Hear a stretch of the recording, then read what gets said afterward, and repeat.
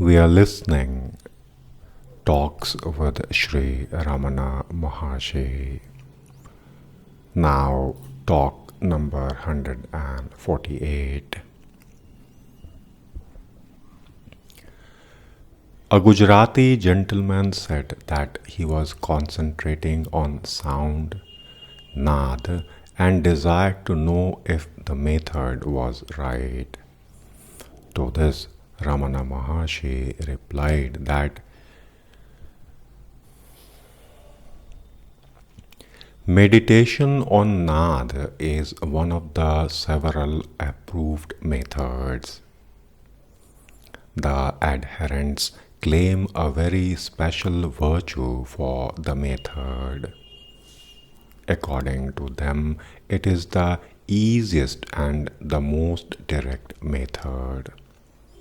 Just as a child is lulled to sleep by lullabies, so nad soothes one to the state of Samadhi.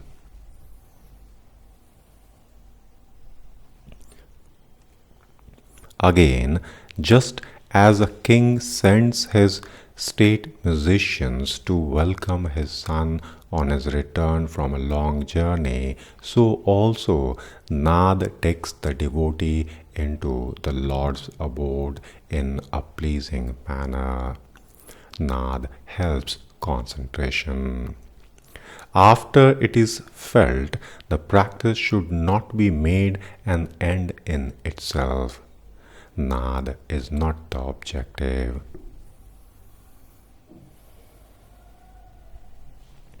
The subject should firmly be held, otherwise a blank will result. Though the subject is there, even in the blank, he would not be aware of the succession of nad of different kinds. In order to be aware even in that blank, one must remember his own self. Nad upasana, meditation on sound, is good. It is better if associated with investigation, Vichara.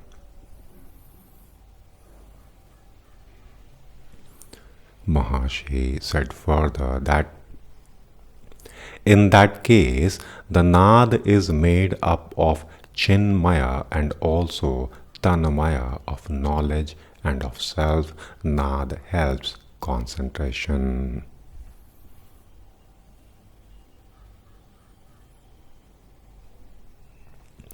Talk 149.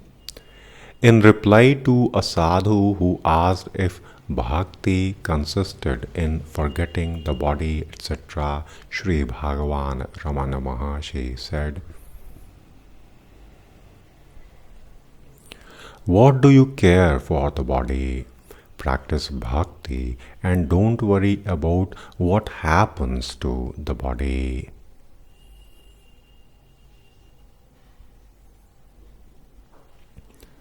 Talk 150. Mrs. and Mr. Kelly, an elderly couple from America, and others of their company desired to know what they should do to gain concentration in face of discomforts of sitting and the sting of mosquitoes, etc.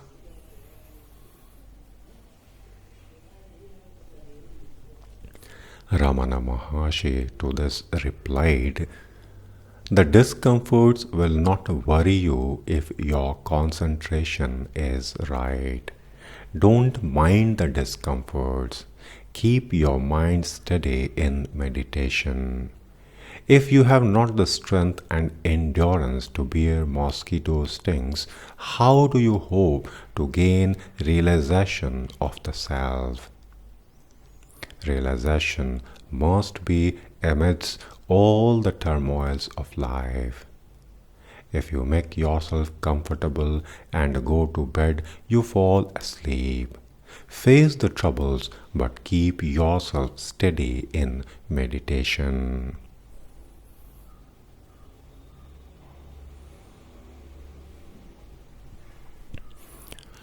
Talk 151. The American gentleman is a little hard of hearing. Being accustomed to be self-reliant from his youth, he naturally feels worried on account of his hearing becoming defective. Ramana Maharshi replied, "You were feeling you were self-reliant. You were not self-reliant. You were ego-reliant. It is good that ego reliance is banished and that you become truly self-reliant." Again, Bhagavan said, "There is no cause for worry. Subjugation of senses is a necessary preliminary for self-realization. One sense is subdued for you by God Himself, so much the better."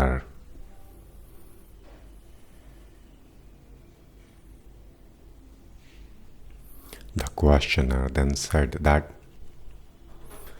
he appreciated the humor, but that still his self-respect suffered. Ramana Maharshi on this said that the self is only one. Do you feel hurt if you blame yourself or scorn yourself for your errors? If you hold the self, there is no second person to scorn you. When you see the world, you have lost hold of the self. On the contrary, hold the self and the world will not appear.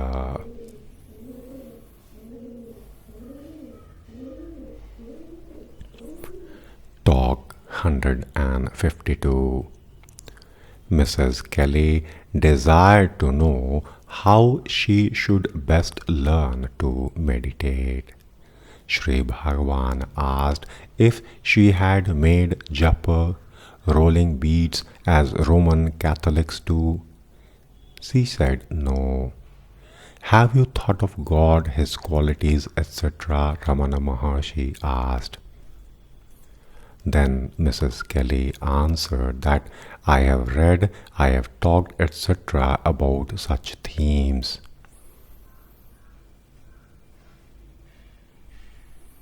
Ramana Maharshi said, "Well, if the same be revolved in the mind without open expression through the senses, it is meditation."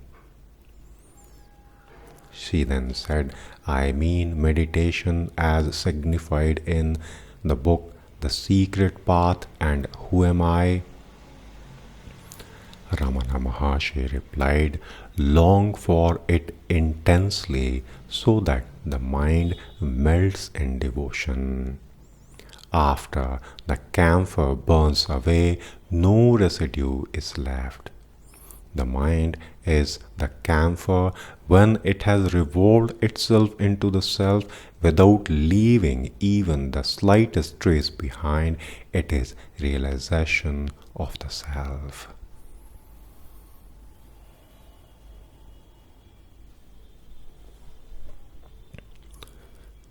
Talk 153. Some people from Peshawar, Pakistan came, among them a judicial commissioner and a young man well read and earnest with a strong belief in the existence of Paramatma as different from Jivatma, and they raised some questions. Sri Bhagavan cleansed his various doubts by this one statement: "Remove the upadhis, adjuncts, Jiva, Parama from the Atma and say if you still find the difference. If latter these doubts still persist, ask yourself who is the one who is doubting, who is the one who is thinking. Find him, then these doubts will vanish."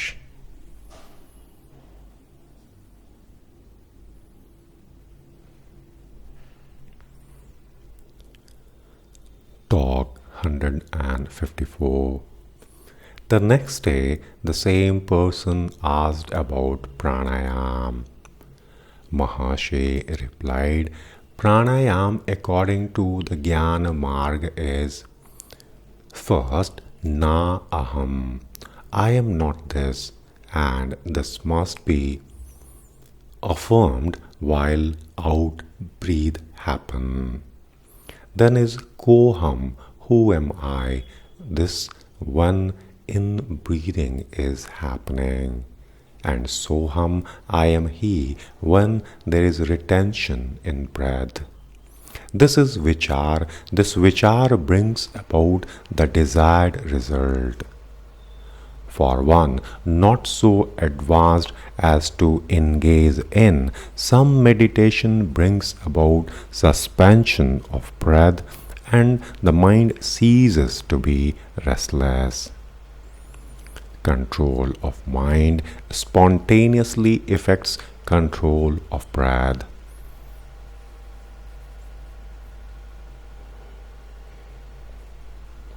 And then Kevala Kumbhak results, that is, the spontaneous retention of breath without attention to inhalation or exhalation will happen. Maharshi said further that for one unable to do this also, regulation of breath is prescribed for making the mind quiet. This quiet environment lasts only so long as the breath is controlled, so it is transient. The goal is clearly not pranayam, it extends on to pratyahar, then dharana, dhyan, and then samadhi.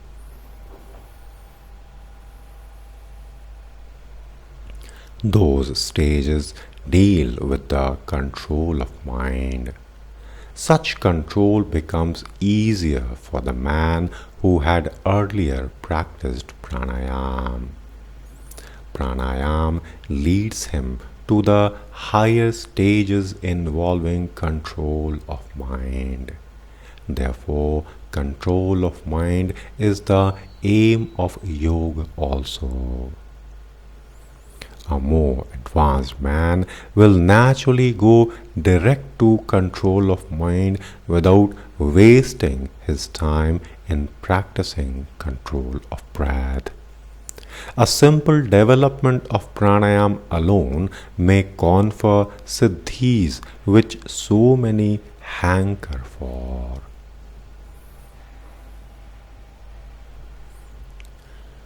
When asked if there are any food restrictions, Sri Bhagavan said, Mita hita bhuk, that is, agreeable food in moderate quantity. When asked about the efficacy of bhakti, Sri Bhagavan said, so long as there is vibhakti, there must be bhakti. So long as there is viyog, there must be yog. So long as there is duality, there must be God and devotee. Similarly, also in vichar.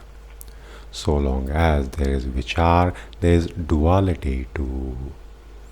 But merging into the source there is unity only, so it is with bhakti too. Realizing the God of devotion, there will be unity only. God too is thought of in and by the self. So God is identical with the self. If one is told to have bhakti for God and he does so straight away, it is all right. But there is another kind of man who turns round and says, there are two, I and God. Before knowing the far off God, let me know the more immediate and intimate I. For him, the Vichara Marg has to be taught. There is, in fact, no difference between the Bhakti and the Vichara. Talk 155. The same man again asked about the nature of Samadhi and the means to get Samadhi. Ramana Maharshi replied, when the one who asks the nature of Samadhi and the method of getting into it vanishes, Samadhi will result.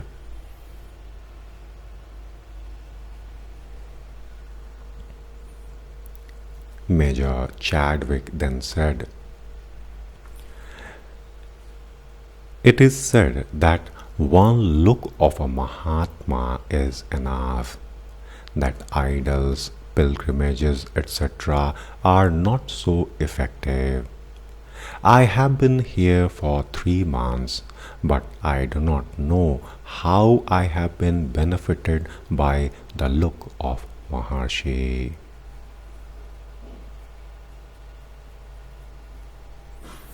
Ramana Maharshi replied, the look has a purifying effect. Purification cannot be visualized.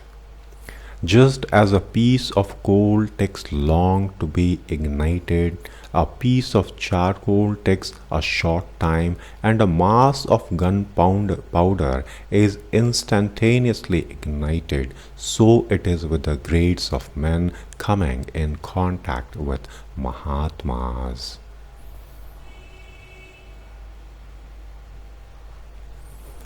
Then another devotee, Mr. Cohen, said, Shri Bhagavan, I get into meditation and reach a point which may be called peace and a contemplative mood. What should be the next step? Peace is self-realization, Ramana Maharshi answered. Peace need not be disturbed. One should aim at peace only. Then the devotee asked and said, but I do not have satisfaction. Ramana Maharshi replied, because your peace is temporary. If made permanent, it is called realization.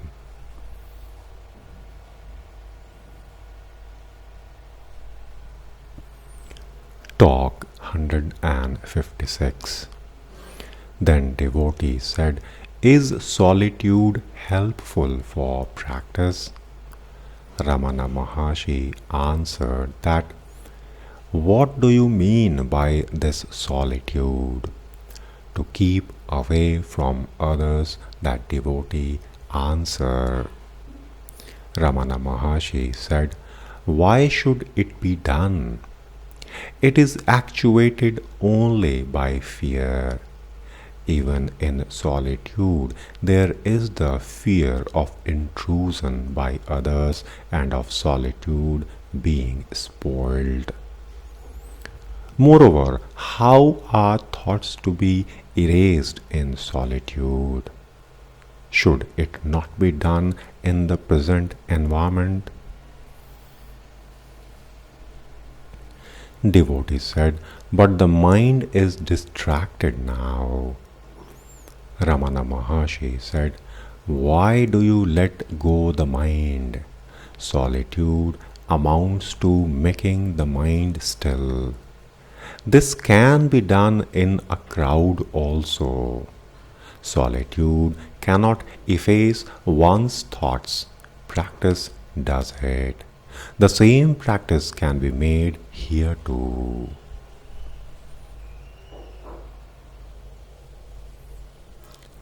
Talk 157 now. The devotee is talking. In the quest of I, the seeker is at a certain stage directed to keep the mind in a negative attitude for grace to enter. how can a negative yield positive result? Ramana Maharshi said, the self is always there, not to be newly known or got. Then the devotee asked, Maharshi, I mean to ask, what has been done in the negative attitude to deserve the grace? Ramana Maharshi said, are you asking this question without grace? Grace is in the beginning, grace is in the middle, and grace is at the end. Grace is the self. Because of the false identification of the self with the body, the Guru is considered to be with body. But from the Guru's outlook, the Guru is only the self. The self is one only. He tells that the self alone is. Is not then the self your Guru? Where else will grace come from? It is from this self alone.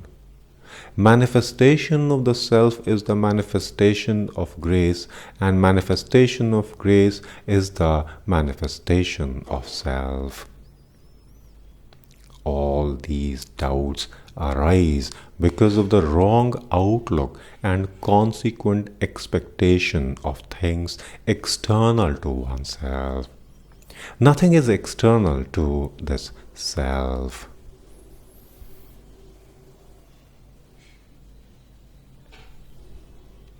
Then the devotee said, all our questions are from our standpoint, and Sri Bhagavan's replies are from his standpoint. The questions are not only answered but are also undermined.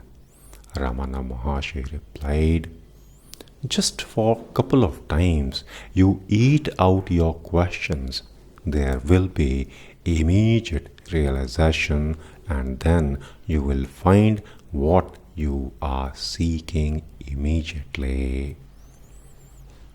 Your question is coming from the ego. When you eat out the question, you eat out the ego. It is as simple and as easy as this.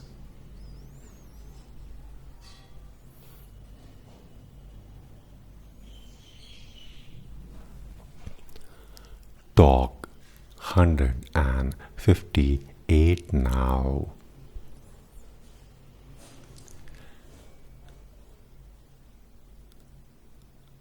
Mr. Friedman said, Sri Bhagavan, Janak was a Jnani, and still he ruled his people.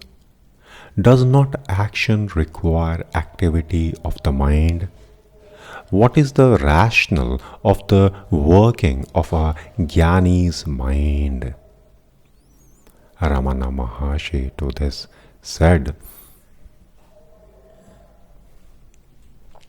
you say Janak was a Jnani and yet active, etc. Does Janak ask the question? The question is in your mind only. The Jnani is not aware of anything besides the self, so he has no doubts of the kind. Then that devotee said, probably it is like a dream. Just as we speak of our dreams, so they think of their actions.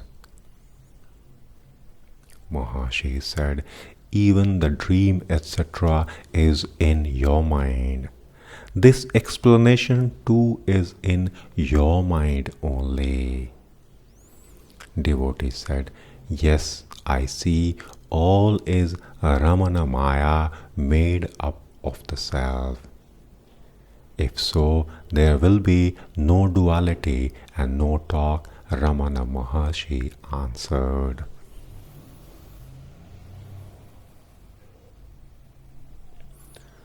Then the devotee said, Master, a man on realizing the self can help the world more effectively, is it not so? Ramana Maharshi replied, if the world be apart from the self.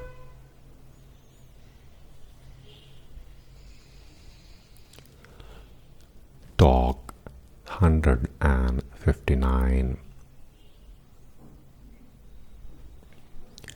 Mr. Cohen desired to know if trance is ultimate or is needed for self-realization.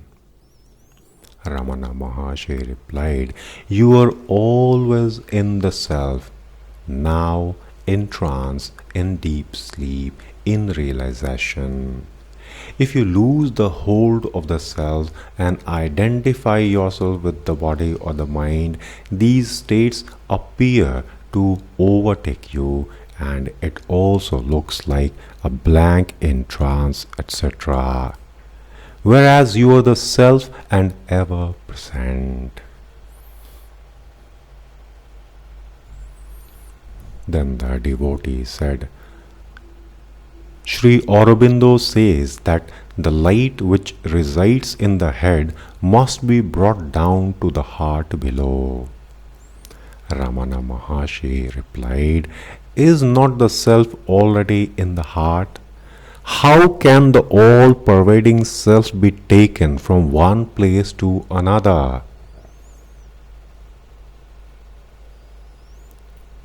When you concentrate on one point, you merge in it, and this merging is called trance. The other features disappear, and the self alone remains over. The karmi or the bhakta also must experience the same.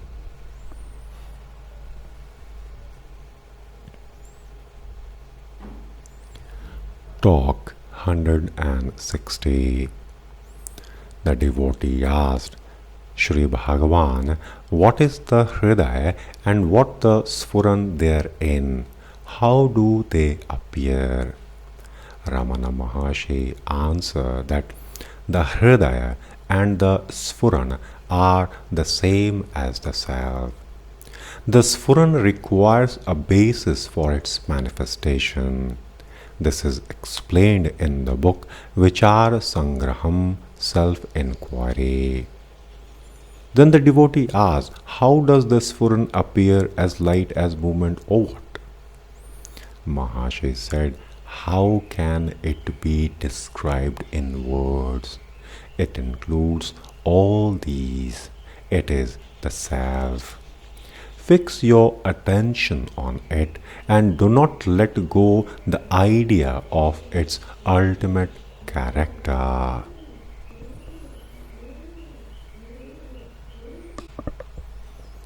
Talk 161. An elderly man from Anantapur, after hearing the Vedas recited in the hall, stood up and asked, it is said that the non-Brahmins should not hear the recital of the Vedas. Ramana Maharshi replied, mind your business. Take care of what you came here for. Why do you waste your time in these matters? I heard the recital. You say, who is that I? Without knowing the I, you are using the word. If its significance be known, there will be no doubt. Find the I first, and you may afterwards speak of other matters. Sri Bhagavan said further that the Smritis say something. They are not appropriate now. I will reform the world, rewrite the Smritis. Saying so, people are cutting capers in the world from time immemorial. Such reformers have come and gone, but the ancient Smritis still stand. Why waste time over such matters? Let each one mind his business, all will be well.